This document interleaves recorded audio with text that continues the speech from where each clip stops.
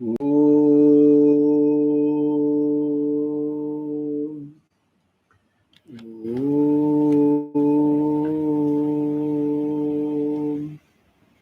Om. Shri Ram Ram Rameti Rame Rame Manorame Sahasranama Tatulyam Rama Nama Varanane Shri Ram Ram Rameti Rame Rame Manorame Sahasranama Tatulyam Rama Nama Varanane Guru Brahma Guru Vishnu Guru Devo Maheshwarah Guru Sakshat Param Brahma Tasmai Shri Gurave Namaha Om Sadashiva Samarambam Shankaracharya Madhyamam Asmadacharya Paryantam Vande Guru Paramparam. Om. Pranams to the lotus feet of the Lord, pranams to all the Mahatmas and Gurujis, pranams to all of you. We are in shloka number 51. Dharma Gup Dharma Krit Dharmi Sadasat Sharamaksharam Avijnata Sagasram Shuhu Vidhata Krita Lakshanaha. We have seen the meaning for the first two namas. Dharma Gup, the one who protects Dharma. Then Dharma Krit, one who follows Dharma. This we have seen in the last class. Now we will see Dharmi. Dharmi means one's the supporter of Dharma. So not only Ishvara is Dharma Krit and Dharma Gup, but he is also the Dharmi. Because all dharmas belong to him. They are from him and supported by him. One cannot think of dharma without thinking of Ishvara. It is like thinking of quality of a person without thinking of the person. So one has to think of dharmi when one thinks of dharma. So the dharma and dharmi are one and the same. And as nimitta karna, as an intelligent principle, he is the dharma krit and dharma gup.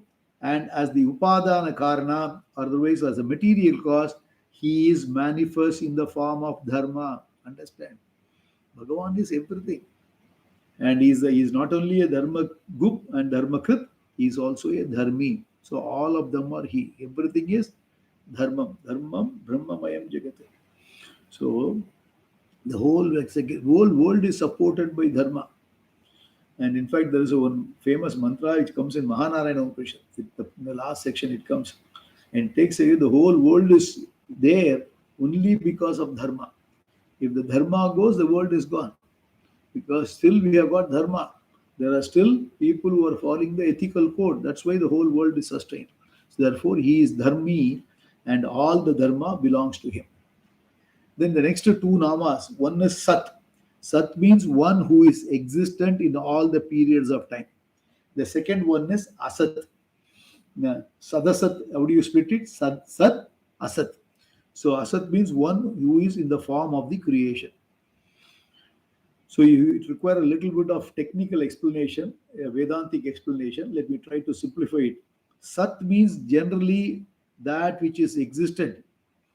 When we analyze things which exist, we find their existence seems to be time bound and also seems to be belonging to really to something else. For example, if you take the example of a pot, for example, was not existent before and it is now exist now, and when it breaks, it is no more existent. So everything has got a time bound existence in the world. Whereas the Brahman, otherwise called Vishnu, otherwise called Ishvara, all are synonyms, is Sat. Sat means what? It is Trikale Apitishtati.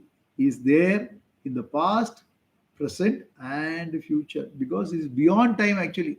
Time itself is with Bhagavan, which that we have seen. Now he is only the Kalaha. So he is beyond time. So we say, when they say Sat, Sat means Satyam.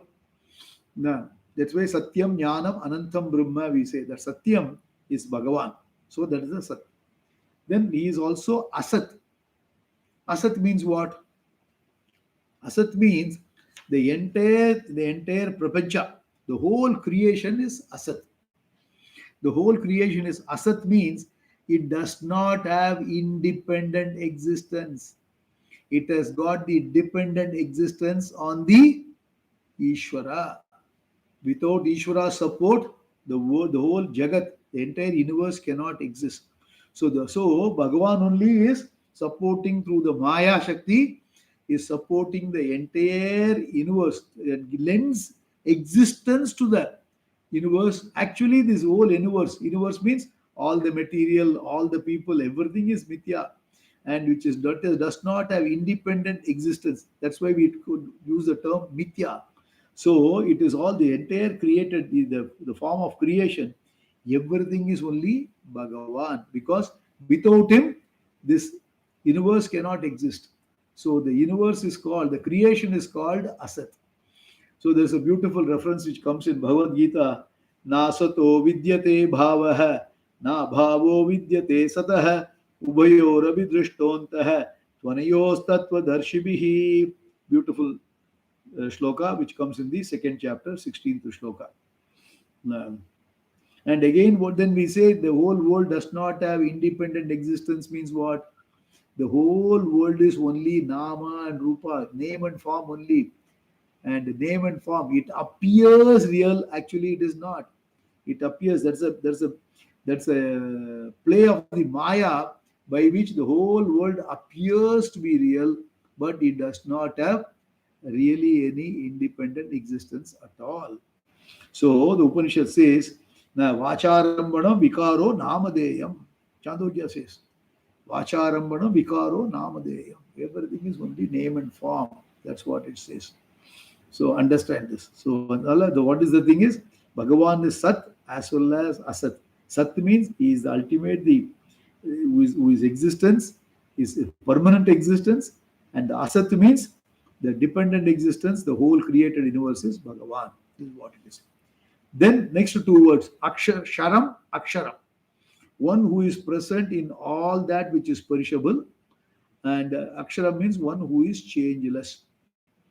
Okay, Aksharam.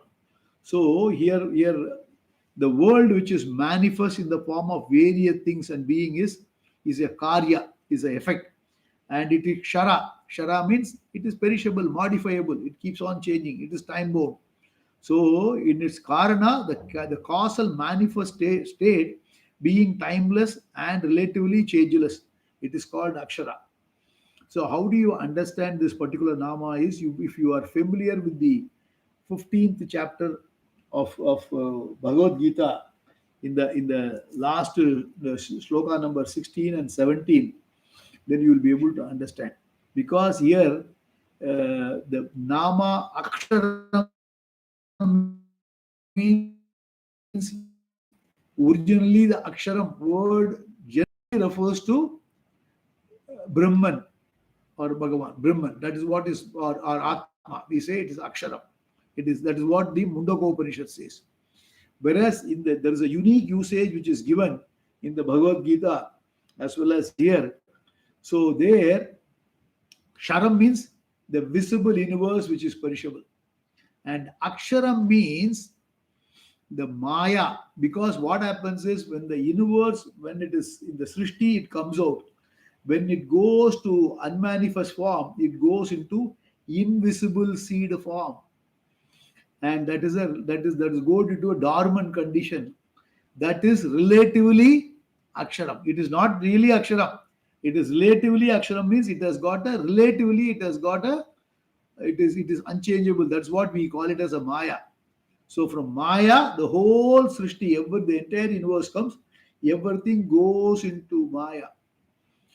So that Maya is called Aksharam in a relative sense. This is so here I am Sharam means the visible universe as well as the unmanifest universe. Whatever is unmanifest is also me, whatever is manifest also me. That's what Bhagavan says here. So that's Nama which says Dvami Mau Purusho Loke Sharakshaksharam Sharas Sarvani Bhutani Kutastokshara Uchyate. He is the Kutastha. The Kutastha. Kutastha means the one who supports. So the invisible universe, which is the Maya, that is the support.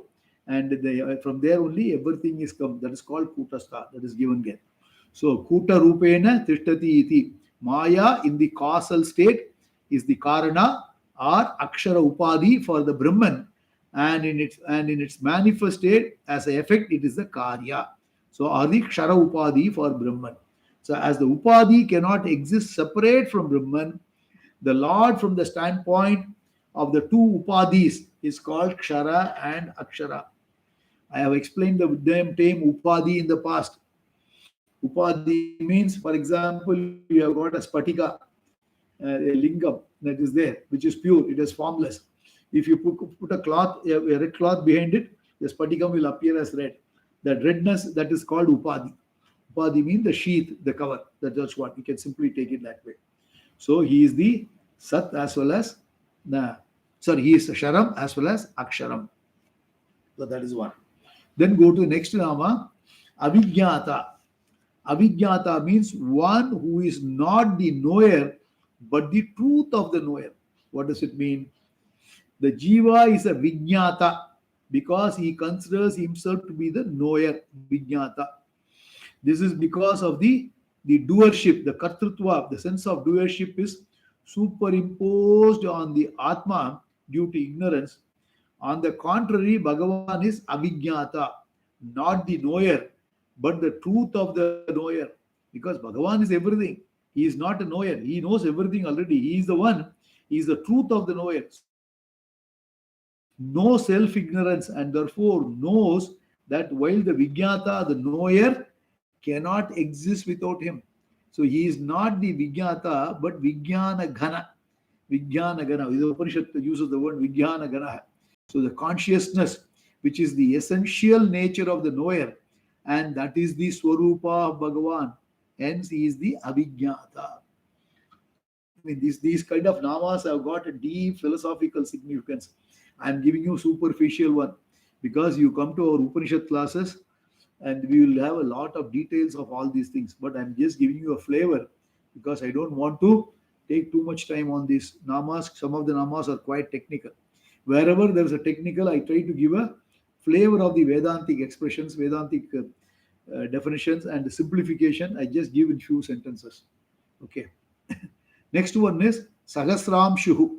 Sahasramshu, one who has 1,000 rays. The luminaries, especially the sun, can be called Sahasramshu as they are radiant with thousands of rays. But they are all his manifestations and so on. So Bhagavan is the real Sahasramshu, the 1,000-rayed sun and other luminaries. Because the Shruti says, Ena Surya Tapati Tejasa Iddaha. Taittiriya Brahmana it says, lighted by whose tejas the sun shines. In the Gita it says, Na yada dityagadam tejaha jagadbhasayat ekilam yaschandramasi yachagno tat tejo vidhi mamakam. And in another place in the Gita it says, Jyotisham Jyotihi, light of all lights. So here he says, one who has got 1,000 rays is only a number. Don't say only 1,000 rays, thousands. In the Purusha Sustam, he says, no, Sahasra Sirisha Purusha, Sahasrakshaha, Sahasrapat. He has got 1,000 eyes, 1,000 feet, and then 1,000 heads. How can it be? It means thousands. That means everything. That's what it means. So the entire thing, everything is shining. Everything is only because the Brahman, the Bhagavan, who is behind everything, who is there lighting even the light. That's what. So that's why there's a famous mantra which comes in Mundaka Upanishad. Na tatra surya bhati na chandra tarakam nema vidyuto bhanti kutoya magnihi tameva bhantam anubhati sarvam tasya bhasa sarvamitam vibhati. Who is to light all these things? We are putting, normally we use half a camphor and then we try to do. In the Harthi we try to say this. Because what does it mean? We need not show the Harthi for you to show where Bhagavan. Bhagavan is everywhere. Now, we are only trying to do something just for our satisfaction. Who are you to light the Chandra, Surya, or the Vidyut, the lightning? Everything is because of him. That's what it is. So anything which is giving knowledge is called light in the Vedantic knowledge. Anything which is giving. See, for example, the normal light is we are able to read sunlight, because of which we are able to see things. Similarly, eye is a light. Eye is a light. Eye is a light means what? Eye is able to see. Ears is a light. Why? Ears it is able to appreciate the sound. So anything which is we are able to get it in Vedanta, we call it as a light. Anything which gives us some knowledge. Then nose is a light. Why? Because nose we are a light, we are able to taste. Skin is a light, we are able to touch. So all of them, the panch jnanendriyas are all lights, because through which only gateways only we are experiencing the world. So they are called lights. Then behind that, what is the light? For example, I am seeing something, but I'm not registering it in the mind. For example, I am sitting in the airport and some friend is walking across. I never noticed him because I'm seeing like this, and then I'm thinking something else. So that's what we call it as a blank look. That's what we call it as a blank look. So it means what? If the mind is not behind the sense organs, then you will not be able to. For example, if we are going to have a very important work. In the morning, you are having a breakfast, and your mind is always in the thought of the meeting which is going to happen, which is an important meeting. When you eat, you do not know what you have eaten. You may not even know realize the taste also. Why? The mind is not behind. So the five sense organs are called light. Behind this, the mind is also called light. But what is the thing is, he is beyond that light. Jyotisham Jyotihi, he says. That means, but for the Bhagavan, otherwise called Brahman, who enlivens the mind. The mind enlivens the sense organs. So he is the one who is beyond all these things, beyond the sense organs and the mind is Brahman. That otherwise you can call it as a Vishnu. That Brahman only is living up, supporting all these things. So he is the one. So he is thousands of rays. One who has got thousand rays. Sahasram Shiva means what? He is the one who is illumining everything. The thoughts that illumine things can be called rays. Bhagavan in the form of consciousness is manifest in the form of thousand rays of thoughts. The thousands of rays of thoughts. So he is a Sahasram Shiva. Then the next one is Vidhata. Vidhata, one who sustains everything. So these things exist because they are known. Therefore, they are sustained by knowledge. So in every form of knowledge, there are three things involved. You understand? We call it as a triputi, triad. There are three things involved. Jnata, Jnaya, Jnana. In English, if you want to put it, knower, known, and knowledge in the form of thought. So just as the Chaitanya, the consciousness, he sustains all the three, and therefore he is Vidata. He sustains the Triputi. Now, Aribavan, Ariyapodum Purul, Arivu, in Tamil if you want to put it. Knower, known and knowledge. Jnata, Jnaya and Jnana. Everything is Lord Vishnu only. So this is what is Vidhata, because he sustains everything. The next one is Krita Lakshanaha. Krita Lakshanaha. There are three things can be given here. The first one is one who has got a clear mark. The second one is who has made a clear definitions. Then third one is one who has a clear definition. One who has made a clear definition. Third one is one who has a clear definition. What does it mean? Let us go one by one. Just to simplify, I'll tell you. So for visualizing Vishnu, certain lakshanas are given, and one of them is that he has got a mole called Shrivatsa on his chest, and that's why the reason he is called Krita Lakshana. So Krita Lakshana, this is one thing. The second thing is, in the world we are able to understand and identify things because they have been created by the Ishvara with a clear demarcating features distinguishing one from another of the same class, Sajati, as well as known as Vijati in different class. So the Vedas can be called Lakshana because all the means and ends, Lakshyate Anena, are pointed out by the Vedas, and we cannot know about them by any other means. So Lakshanam Veda Shastram Kritum Ena. The Veda Shastra is revealed by him alone. Therefore, the Lord is called Krita Lakshana because he has made the clear definitions. Otherwise, put it in a simple language, he has given the user manual of Veda how to live in this world intelligently. How we have got four Purusharthas, right? Artha, Kama, Dharma, Moksha. Human pursuits are four. So, Kama means enjoyment, Artha means wealth, and Dharma, ethical conduct, and getting Punyam, and moksha. So for everything, Veda gives the roadmap. How to earn, Veda says how to earn. And how to enjoy, Veda prescribes how to enjoy.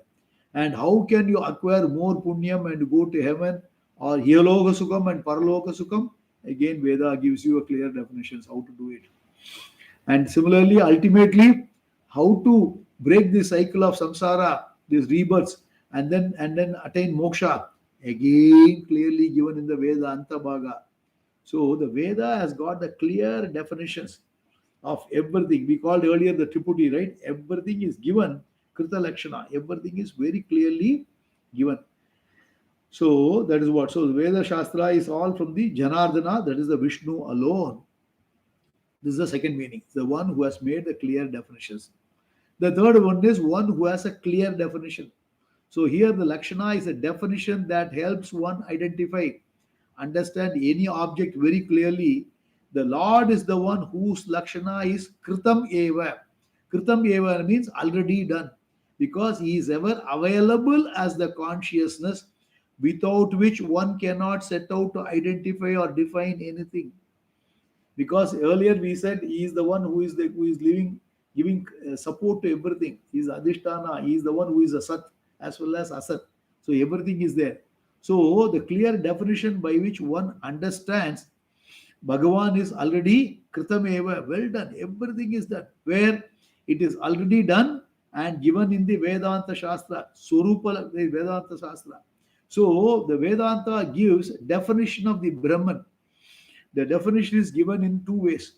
One is called Swarupa Lakshana, the intrinsic nature, you can call it, the Swarupa Lakshana. Other one is called the Tatastha Lakshana. Tatastha Lakshana. That means the relative reference to the world, with reference to the world. The Swarupa Lakshana is given as Satyam Jnanam Anantam Brahma. This phrase comes in the Taittiriya Upanishad.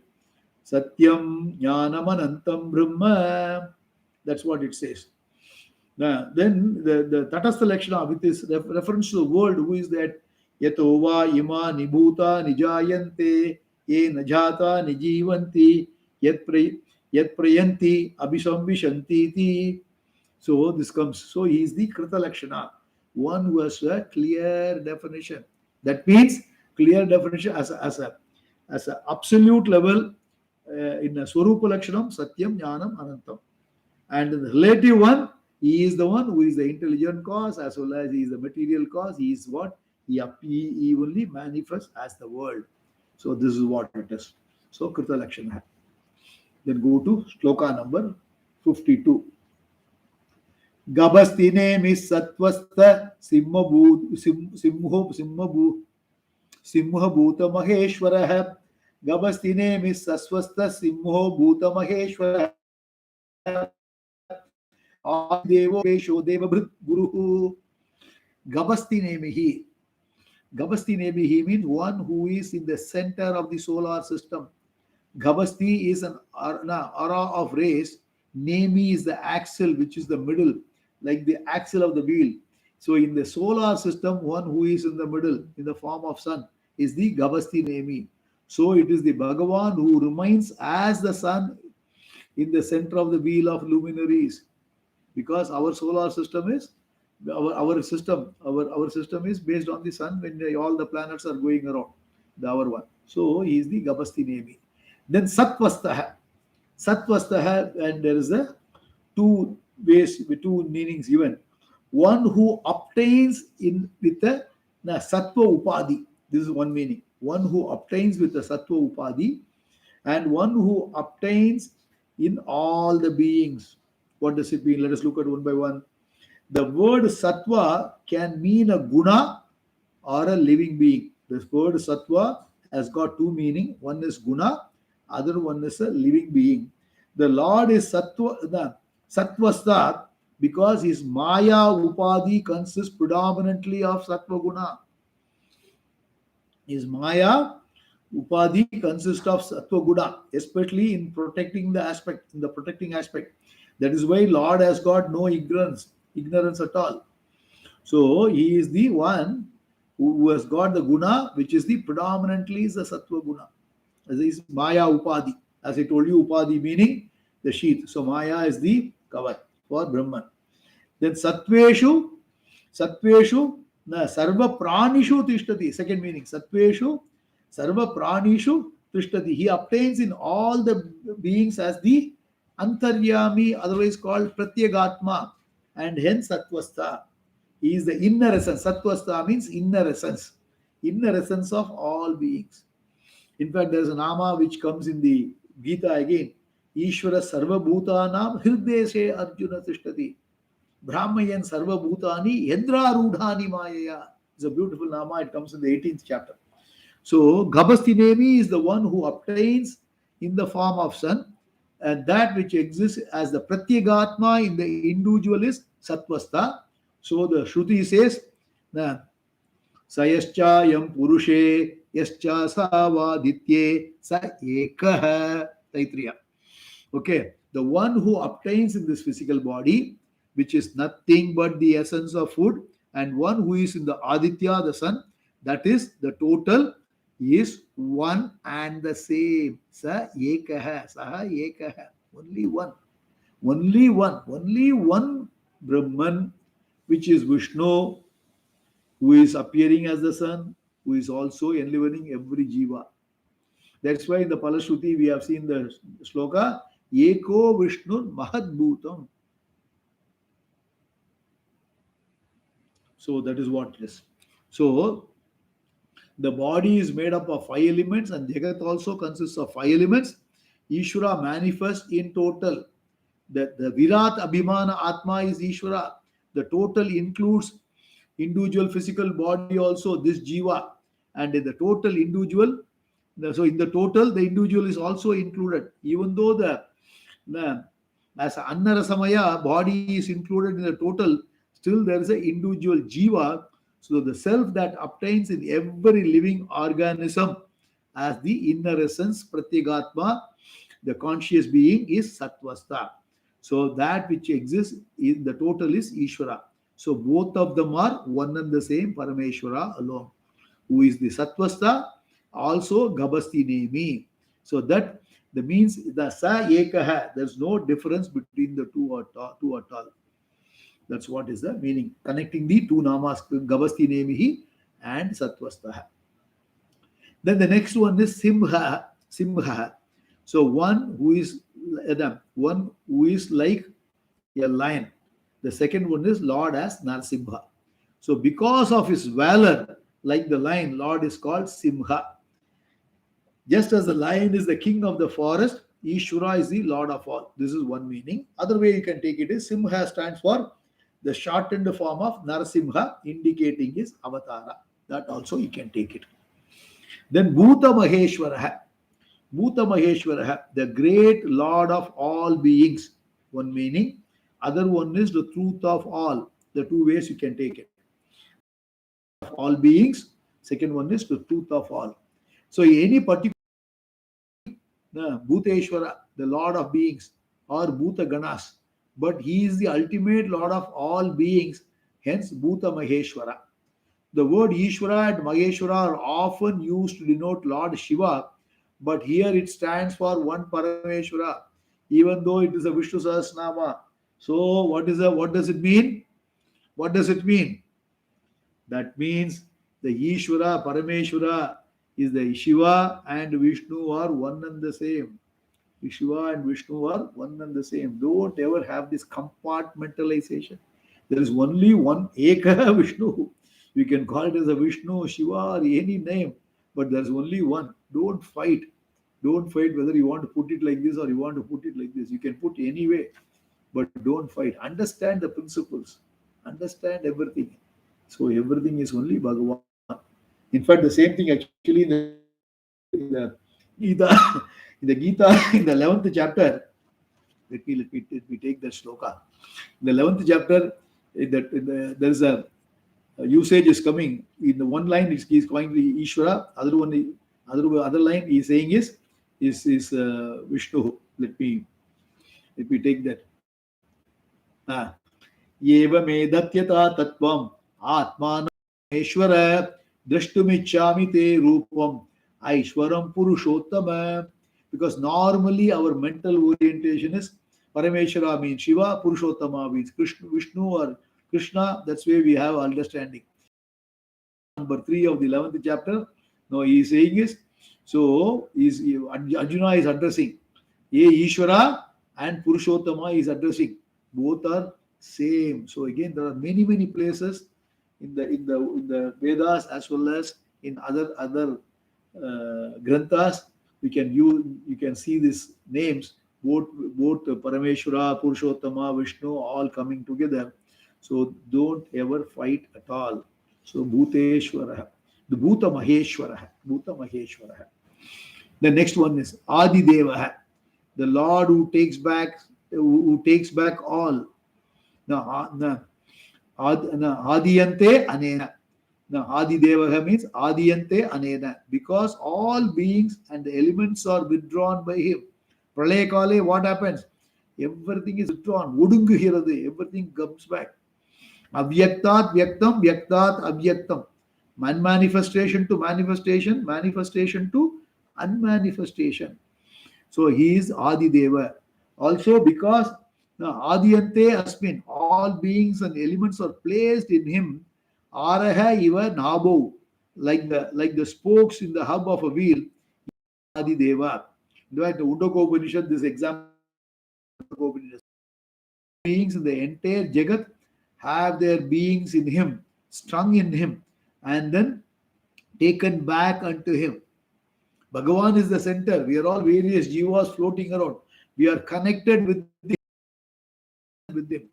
Now, Sutre Mani Ganaiva, another phrase which is in Gita again. Sutre Mani Ganaiva.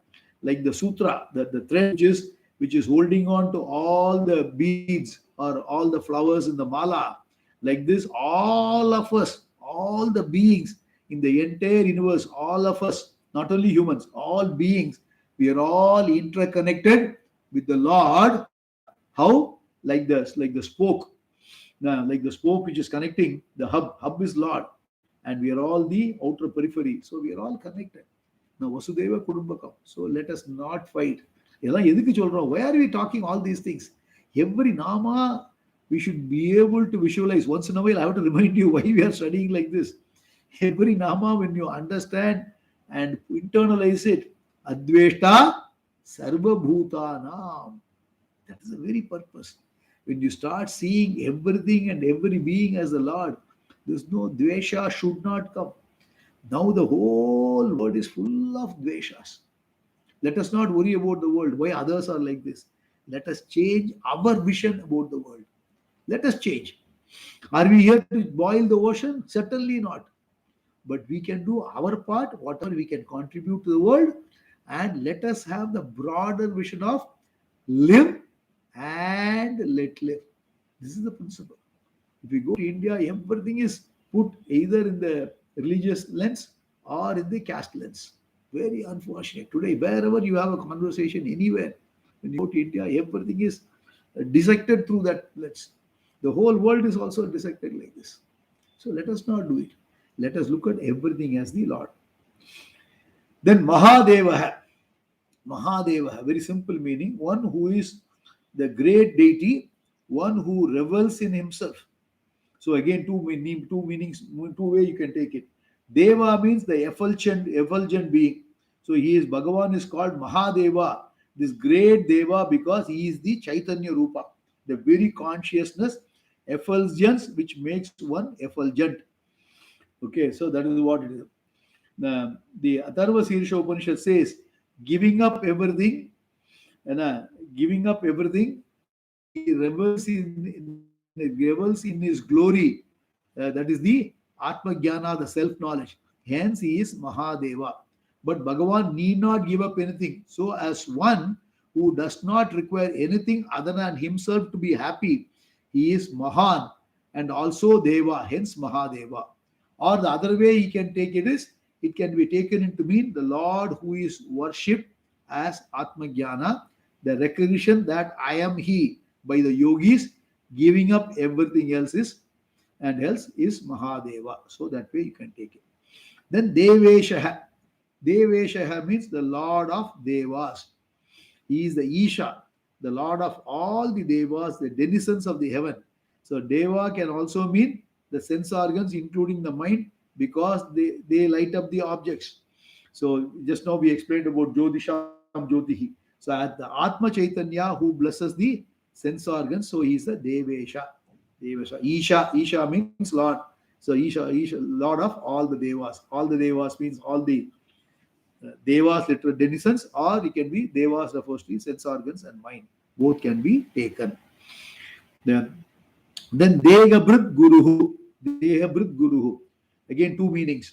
The ruler of the Lord of the Devas, the protector of Devas, and the possessor of all the disciplines of knowledge. Indra is called Devabrit, as he is the Lord and the supporter of the Devas. But the Lord is the Guru of even Indra because he protects and rules over Indra also. Hence, he is the Devabrit Guru. The Devabrit Guru. Or else he is the Devabrit, the protector of all the Devas and Guru, because he swallows all the Vidyas, all the disciplines of knowledge at the time of Pralaya and brings them out again during the creation. Again during the creation. So this is the shloka number 52. Then go to shloka number 53. Because some of the namas are very simple, so we can go a little faster. उत्तरो गोपतिर्गोप्ता ज्ञानगम्यः पुरातनः शरीरभूत वृद्भोक्ता कबीन्द्रो भूरि दक्षिणः उत्तरो गोपतिर्गोप्ता ज्ञानगम्यः पुरातनः शरीरभूत वृद्भोक्ता कबीन्द्रो भूरि दक्षिणः. So Uttaraha, the uplifter, the one superior to all. So now Uttarati, he lifts us up and makes us cross the bondage of samsara, characterized by repeated births, and therefore he is Uttara, or he is Uttara because he is a Vishwamat, Utkrishta, superior to all. Vishwasmat Utkrishta. He is superior to all. Second one is he is uplifting everybody. He is uplifting everybody. Whom he will uplift? He is uniformly supporting everyone. He is blessing everyone uniformly. Like the sunlight is giving the sunlight to everyone. So what happened when you want vitamin D deficiency, you want sunlight, go to the sunlight and the bare chested and then absorb the vitamin D. So he is uniformly blowing. But how will he uplift? Only those who do Sharnagati, who surrenders to him and who study Vishnu Sahasranamam properly. By what? By knowing that everything is Vishnu only. Once when you surrender to him, he will uplift. How will you uplift again? Once you surrender to him, he will give you the systematic study. He will give you a guru, and that guru will teach you that you are the Tatutvam Asi. Then the Sishya will say, Aham Brahmasmi. So he ultimately gives the jnana.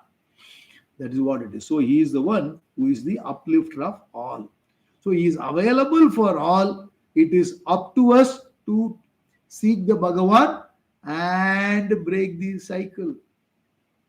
And in Tirukural, the famous Tirukural, Kadavul Valthula, last one. Piravi Perundadal Ninduvar, Nindarar Irevanadi Sheradar. Piravi Perundadal Ninduvar. That means everybody can cross the ocean of samsara. Nindar, those who are not crossing, that means they are not reaching the Lord. Irevanadi Sheradar. So you fall at the feet of the Lord. Lord will uplift all of us. Understand this. He is available uniformly, waiting to give us the jnana. But what happens is the human being, we are so selfish and we are so engrossed in Arthakama only. We want to earn. And what happens is we want to enjoy. Kavo, pivo, maja karo. Other than that, there's nothing else. If at all we'll give maybe 5 rupees or 10 rupees and say, I've given a great charity, I'm earning punyam. And the guy will be making millions of dollars. And he will say $1 and $2 and say, I've given so much. Nothing. Nothing. You have to be in the thought of Lord. And you have to have how will you lift it? You have to develop the custodianship mindset, not the ownership mindset at all. We are trusteeship, custodianship. We have to have the temporary ownership. We must understand we don't own anything. Everything belongs to Bhagavan. Every relationship belongs to Bhagavan. Every being is Bhagavan. Every material what I possess, all my bank balance is Bhagavan. He can take it from me anytime. Harati Nimesha Kalat Sarvam. He can take it anytime.